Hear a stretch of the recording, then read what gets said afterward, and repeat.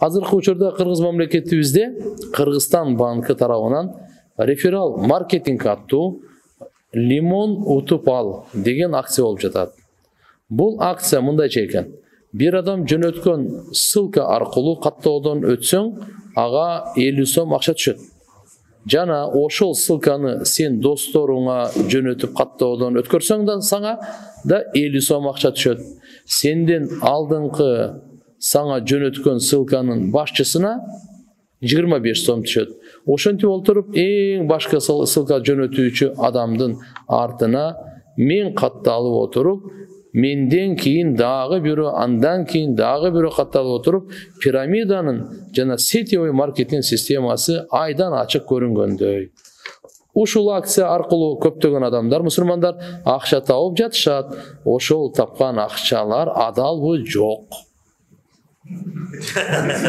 Ошондой эле ушул акцияны реклама кылып жаткан блогер жана ырчы чоорчулар, журналист алып баруучулар арамды жайынтуу менен өздөрүнө күнөө жыйнап жатпай элеби?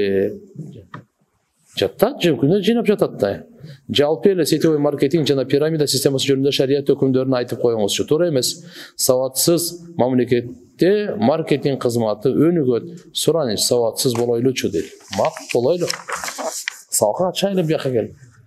Тасырлар мындай да. Биздин динибиз ушундай, кайсыл жерде жаңжал болсо, сырат эле бейфасил деп коет. Бул содан. А бул жердечи сиз өзүңүз мейли пайдалуу атабыз, бул пайдалуу атат. Акыркылар баары зыянга түшөт да. Туурабы?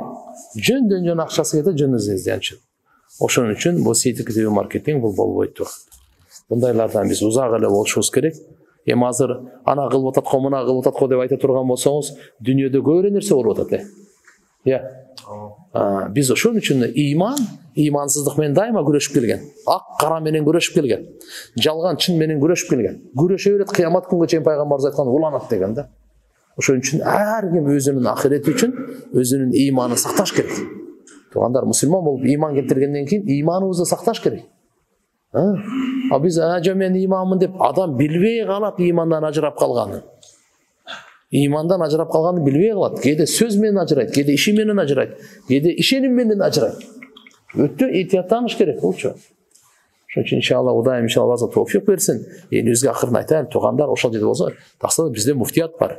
Кыргызстан мусулмандар дин башкармасы бар. Ошол жактан бир кайрып алып койсоңор, ушул болобу, болбойбу, ушинтип акча тапса болобу, болбойбу. Мага баары бир эптеп жашасам болду. Андай эмес ал.